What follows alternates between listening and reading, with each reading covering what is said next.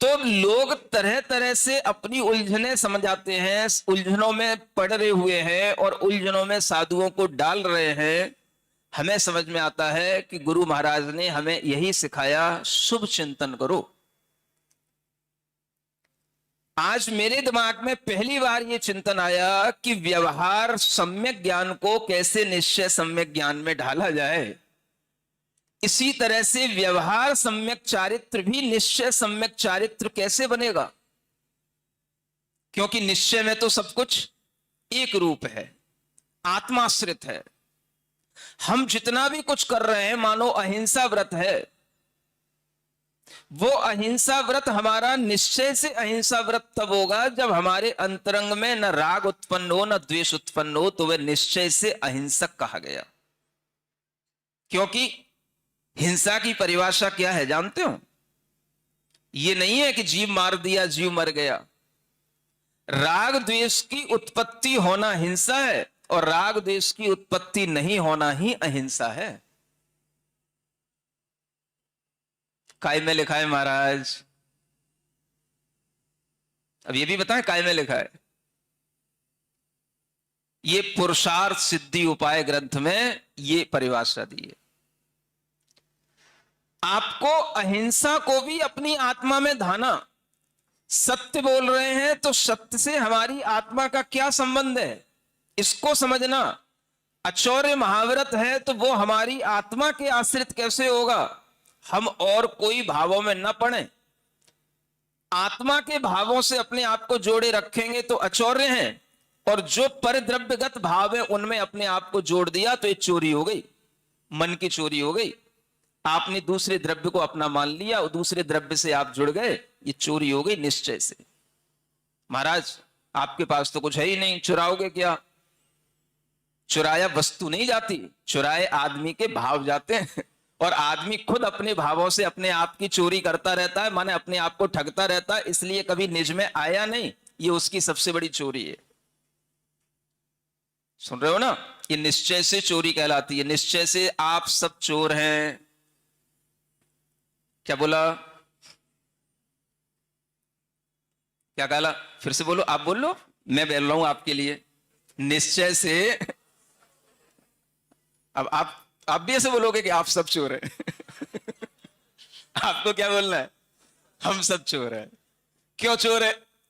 हमने अपने ही आत्मधन को कभी देखा नहीं और अपने ही आत्मधन को राग द्वेष काम क्रोध के भावों में गंवाया। इससे बड़ी चोरी और क्या होगी? ये चोरी आप अनादिकाल से करते आ रहे हो, सबसे बड़े चोर हो।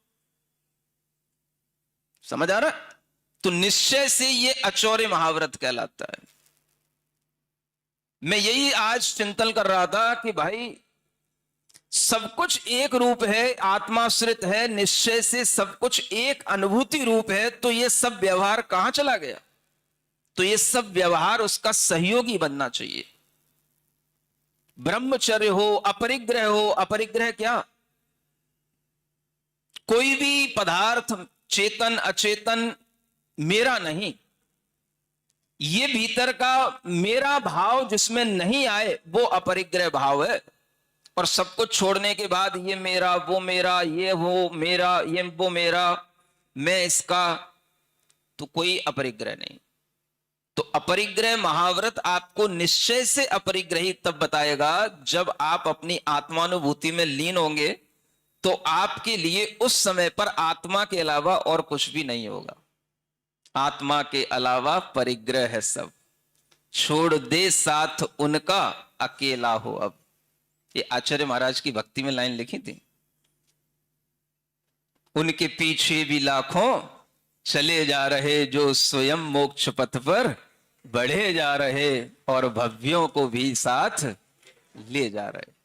ये उनके गुणगान गाओ जिन्होंने ऐसे अपरिग्रह का पाठ पढ़ाया, ऐसा अपरिग्रह व्रत दिया, और उस व्रत को देने के बाद में अब वह निश्चय रूप में उस अपरिग्रह की भावना आना, ये हमारा अपना कर्तव्य है। ब्रह्मचर्य, बाहर का ब्रह्मचर्य अलग होता है और भीतर का ब्रह्मचर्य अलग होता है। बाहर के ब्रह्मचर्य की परिभाषाएं अलग हैं, शादी करी कि नहीं करी, स्त्री है कि नहीं है, ये सब बाहर का है। भीतर का ब्रह्म में आप, ब्रह्म माने आपकी शुद्ध आत्मा में आपकी चर्या होती है कि नहीं, ये निश्चय से ब्रह्मचर्य है। जब आप शुद्ध आत्मा में अपनी चर्या करोगे तो एक आत्मा में आप अपना अनुभव करोगे, तभी संभव है। इसलिए निज आत्मा की अनुभूति में ये पांचों महाव्रत, ये पूरा चारित्र जो है उसमें समाहित हो जाता है। इसलिए सारा व्यवहार चारित्र निश्चय चारित्र के लिए होता है, सारा व्यवहार सम्यक ज्ञान निश्चय सम्यक ज्ञान के लिए होता है, और व्यवहार सम्यक दर्शन के सभी अंग भी निश्चय सम्यक दर्शन के लिए होते हैं। तो निश्चय में सब कुछ एक हो जाता है, एक रह जाता है, एक पानकवत कहा गया। पानक जानते हो? पानक नहीं जानते? कुछ भी नहीं जानते। पानक माने ठंडाई। पानक माने, हाँ हाँ अब समझ में आ गया। कैसे बनती ठंडाई बताओ? केवल पानी से बन जाती ठंडाई, या केवल उसमें मीठा डालने से बन जाती है, मिश्री डालने से बन जाती है, या केवल सौंफ ही सौंफ रख देने से बन जाती है? बताओ क्या क्या? सौंफ को भी घोंटना पड़ता है, सौंफ को भी पानी में ऐसे मिला देना पड़ता है कि सौंफ भी पानी बन जाए, मिश्री की डली हो तो वो भी पानी बन जाए, और भी कुछ आपके लिए, चाहे वो बादाम हो चाहे पिस्ता हो, सब कुछ हो, अपना अलग अलग मत दिखाना, कुछ सब एक मेक हो जाओ, उसी में मिल जाओ, और मिल करके बस एक बन जाए, उसका नाम है पानक। समझ में आ गया?